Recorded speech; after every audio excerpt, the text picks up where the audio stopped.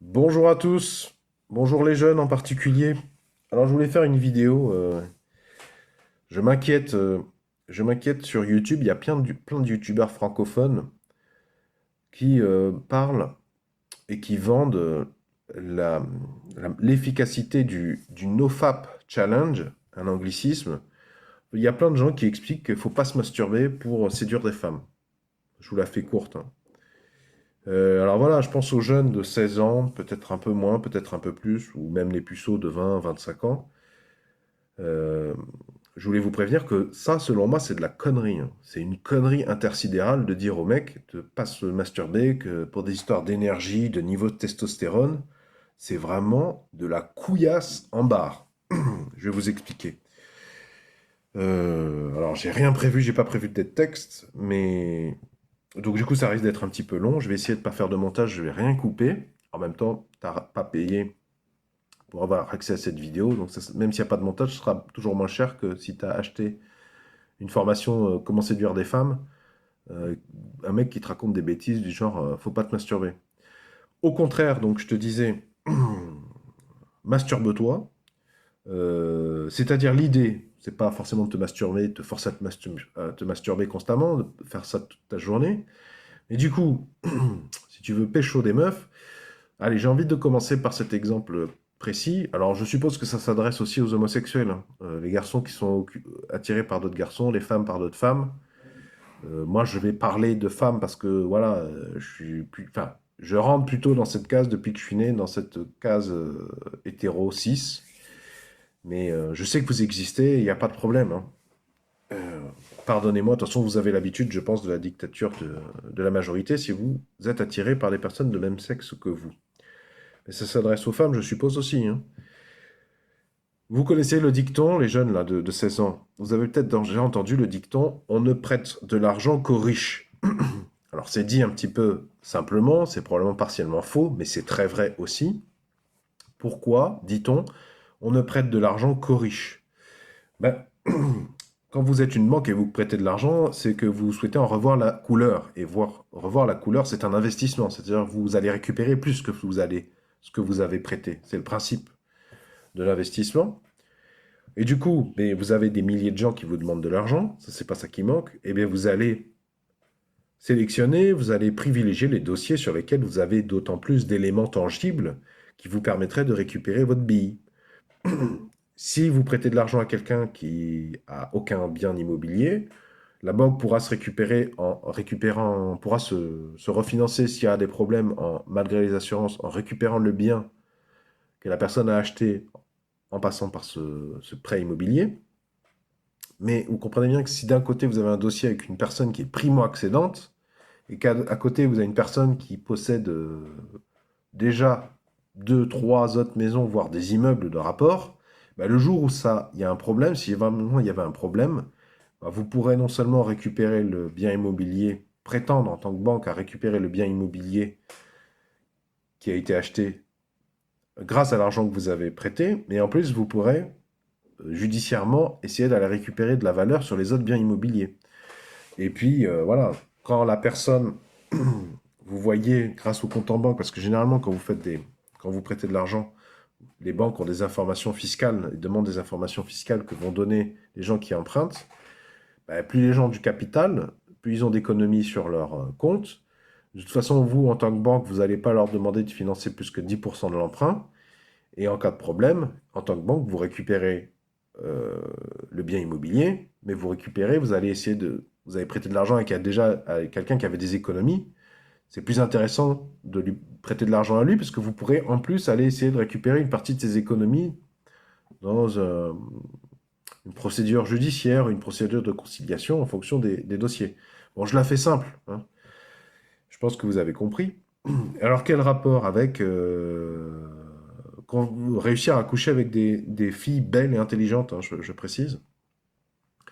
Eh bien, le problème, je ne sais pas quel âge vous avez, j'ai dit 16 ans à plusieurs reprises, 20 ans. Il faut bien comprendre que voilà, les filles, pour qu'elles acceptent d'avoir des relations sexuelles avec vous, pour qu'elles en soient, en tout cas, il n'y ait pas elles ne tiquent pas, il n'y a pas quelque chose qui les repousse.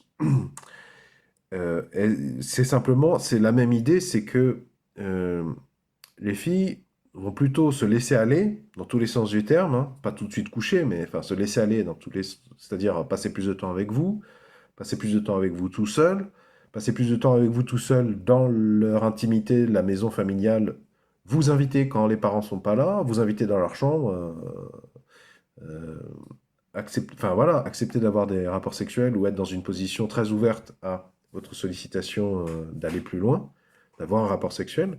Des fois, c'est des nanas qui prendront l'initiative, hein, ça existe aussi.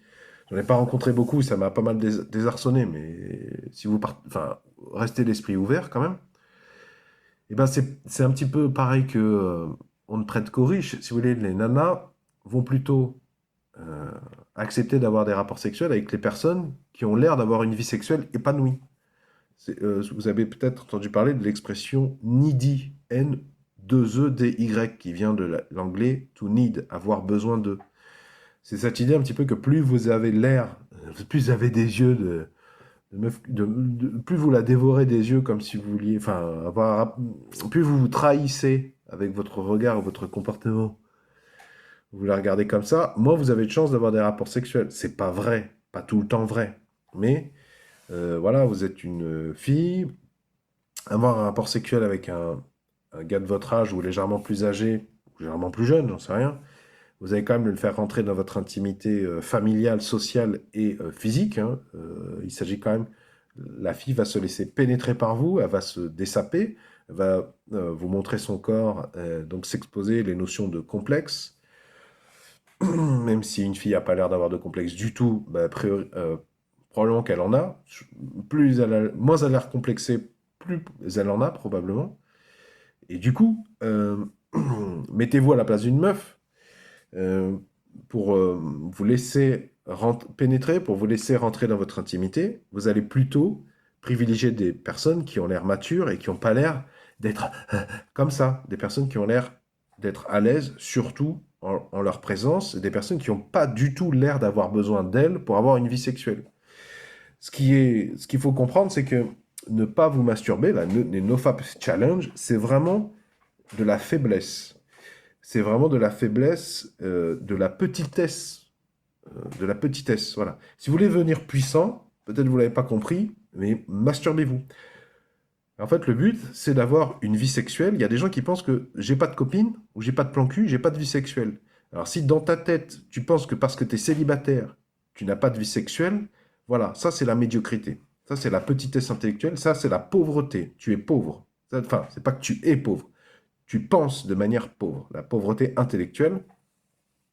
Et du coup, je t'invite à devenir puissant et riche, à cultiver ta puissance et ta richesse au sens large. Et ce qui veut dire aussi ta richesse intellectuelle. Au contraire, c'est important de te masturber, déjà pour connaître ton corps, pour passer des bons moments avec toi-même. Je te signale que tu as un cerveau, allez, de à peu près 800 grammes. Il y aurait, si j'ai bien compris, plus de connexions entre tes neurones, en nombre de connexions, qu'il y aurait de grains de sable sur une plage. Ça sert pas à rien. Ce qui caractérise ton espèce par rapport à toutes les autres espèces du monde, c'est précisément ta capacité à te concentrer sur des choses et à imaginer des choses, par opposition aux ordinateurs qui ont des puissances de calcul de brutasse, mais sur le plan de l'imagination, c'est ta force en fait en tant qu'être humain. C'est très important en tant qu'adolescent que tu continues de te masturber. Il y a d'autres motifs que je vais te donner plus avant dans la vidéo pour avoir une vie sexuelle. C'est-à-dire que tu n'as besoin de personne, tu as une vie sexuelle. C'est très important pour ton équilibre personnel. Et comme je te disais, quand tu vas rencontrer une fille, tu n'es pas needy. Tu as déjà une vie sexuelle. J'ai pas besoin de toi, ma grande, on passe du temps parce que j'apprécie ta compagnie. Alors, je te dis pas de la jouer, de faire des nègres, de lui faire des commentaires déplacés, de lui dire, hé, ma cocotte, pas trop rentrer dans le ah, si c'est toi, c'est une autre. C'est pas ça que je dis. Mais pour être à l'aise avec des nanas, faut passer du temps avec elles, faut que ça se passe bien, faut qu'il y ait de l'humour, ou en tout cas que vous soyez sur la même longueur d'onde. Et il faut pas que, sous prétexte que tu n'as pas de relation sexuelle, que tu n'éjacules pas souvent parce que tu te masturbes pas, il faut pas que ça vienne parasiter la spontanéité, le confort qu'elle a à être avec toi. Je vais passer au point suivant. c'est très rentable de te masturber avant des soirées. Alors, si tu as 16 ans, ça va être des soirées chez d'autres potes, j'imagine, plus ou moins âgés. N'hésite pas à te masturber avant d'aller à la soirée. Je te dis pas de te masturber toutes les 5 minutes dans les toilettes de la soirée. Ou si tu vas même en soirée salsa, en soirée bachata, en soirée kizomba, très bon lieu de rencontre, très tendu aussi sensuellement. Mais c'est très bien de te masturber avant ou même avant d'aller voir une fille, même si tu as un rendez-vous galant par exemple, c'est très bien de te masturber avant, ou, je sais pas forcément tout de suite, mais tu le fais bien, hein. Je te dis pas d'envoyer la purée discrètement dans les toilettes froides, hein. Je te dis de prendre ton temps, d'avoir un rapport sexuel avec toi-même. Parce qu'en plus, dans ta tête, tu peux imaginer tout ce que tu veux, autant de femmes que tu veux, tout ce que tu veux comme scénario. Pourquoi c'est très important? Bah, en fait, en tant qu'homme, quand tu vas aller... S'il y a des filles qui t'intéressent, que tu trouves belles et intelligentes, ça va te déstabiliser. C'est déstabilisant. D'accord? Surtout quand c'est des avions de chasse, ou que tu as l'impression que c'est pour toi, dans tes critères, c'est des avions de chasse inaccessibles. Et ben te masturber, quand tu te masturbes, juste après avoir éjaculé, tu te souviens, tu dois connaître, je suppose, tu as un espèce d'état, tu n'es plus intéressé par le sexe. Tu n'es plus intéressé par le sexe, t'es dans le laisser-aller, il n'y a plus d'enjeu. Et ça, c'est un très très fort atout pour aller à des soirées. Parce que les meufs, elles vont repérer les mecs qui sont dans l'attente ou dans la recherche de quelque chose, elles vont les repérer à 300 km à la ronde. Et elles vont plutôt les exclure. Donc je te dis, c'est débile de dire aux gens de ne pas se masturber. Précisément, ça va faciliter la séduction, ça va faciliter tes échanges avec les meufs. Ça va te permettre paradoxalement d'aller voir des meufs, peut-être t'aurais pas osé, ou en tout cas t'aurais osé si tu t'étais pas masturbé, si tu étais un peu plus tendu, mais t'aurais bégayé, t'aurais raconté des conneries, t'aurais une tête que t'as pas envie d'avoir devant elle. N'hésite pas à te masturber parce qu'effectivement, je pense que tu connais ça, après avoir éjaculé, t'en as plus rien à faire en fait d'avoir un rapport sexuel, t'es déconnecté, et ça peut durer quelques heures, et c'est très intéressant. C'est très intéressant parce que ça va te permettre d'aborder, surtout si comme moi t'as du mal, t'es timide, moi, je trouve que je suis très timide, hein. Je me trouve très moche, je suis très timide, et pourtant, il y a plein de meufs que je trouve extrêmement belles et intelligentes, qui ont réclamé que je leur fasse l'amour et qui m'ont dit être amoureuses de moi et avec qui j'ai eu des relations de plusieurs années.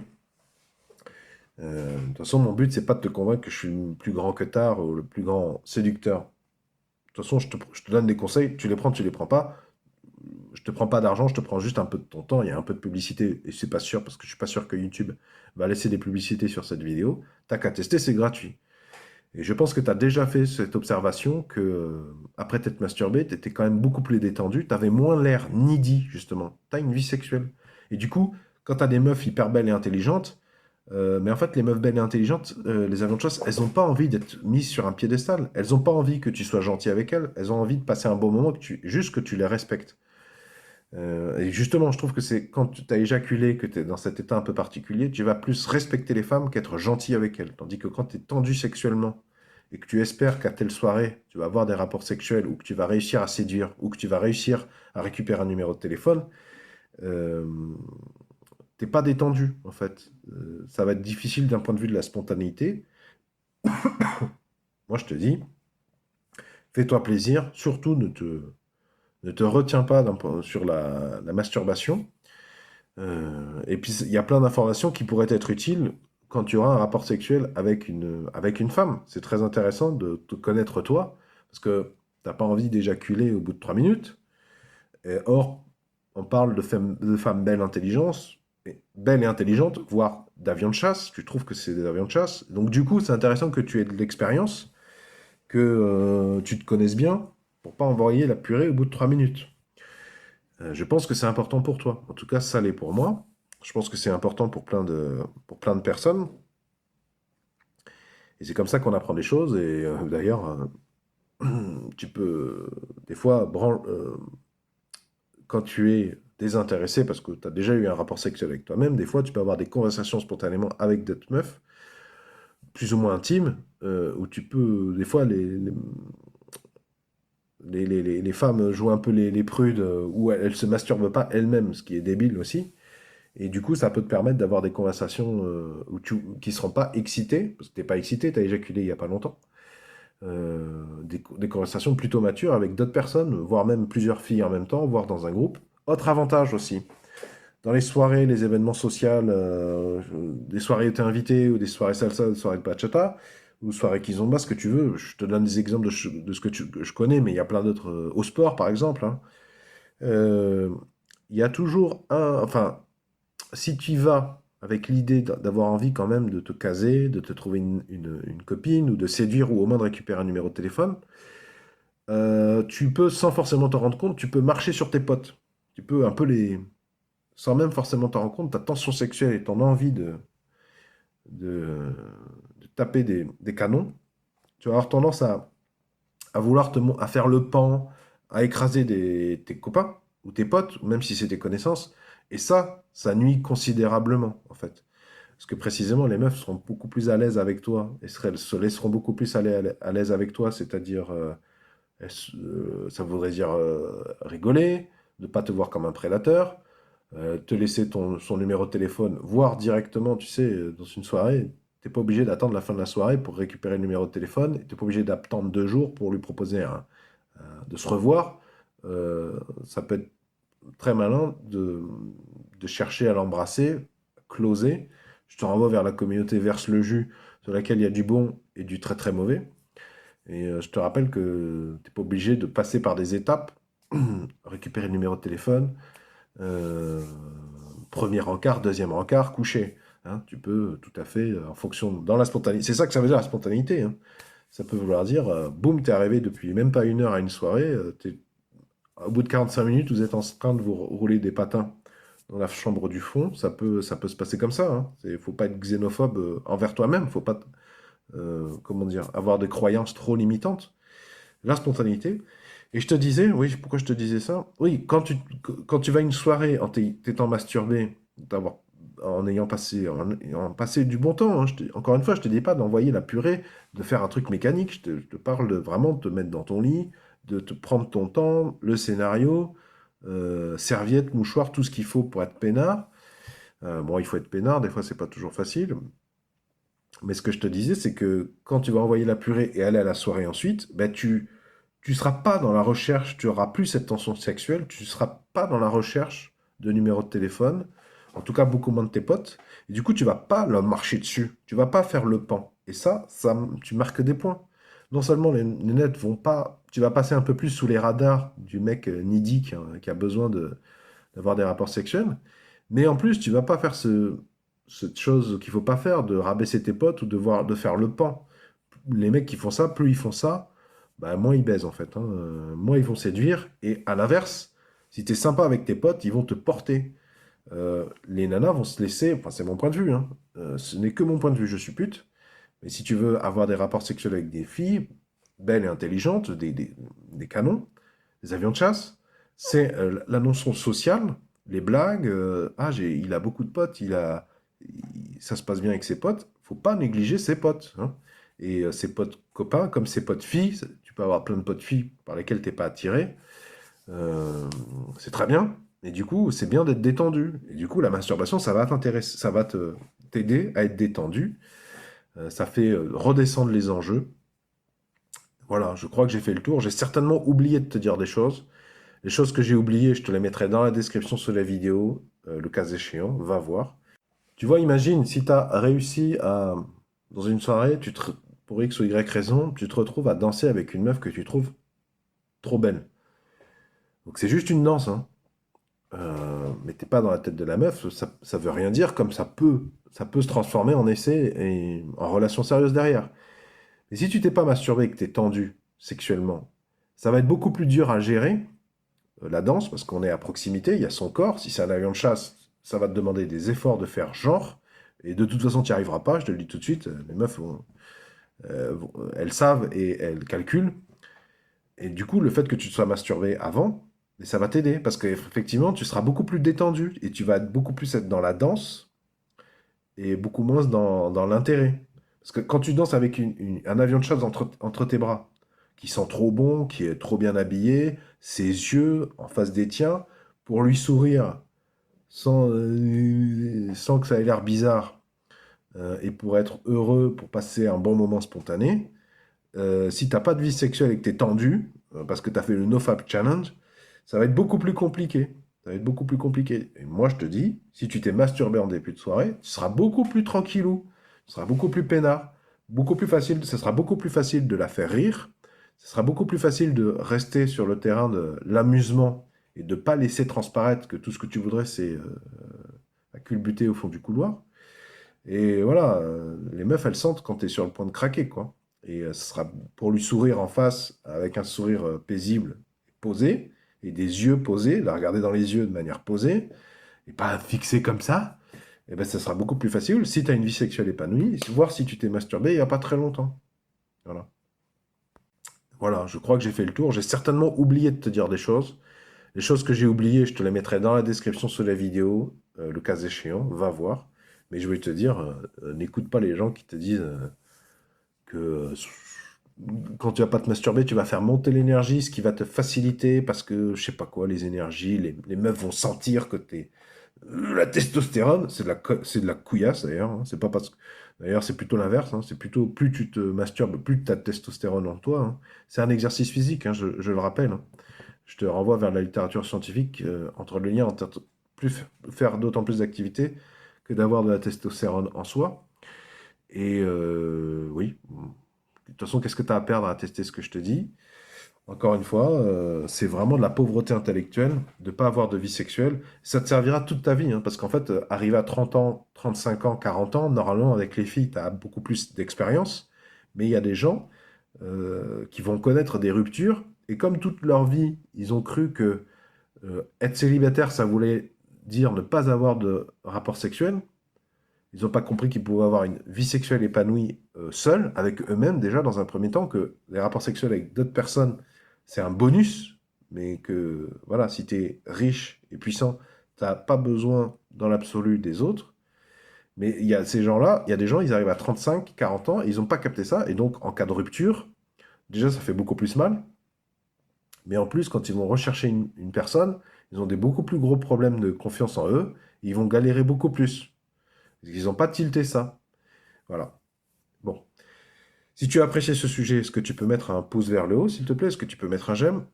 Si vraiment tu veux me soutenir, est-ce que tu peux de temps en temps, s'il te plaît, laisser une publicité vidéo skippable s'écouler entièrement sur ma chaîne? Je t'invite à t'abonner à la présente chaîne YouTube si tu aimes cultiver les solutions. Je parle de sexe, mais pas que, et pas souvent. Justement, à propos de ça, vont s'afficher à l'écran un rectangle et un rond.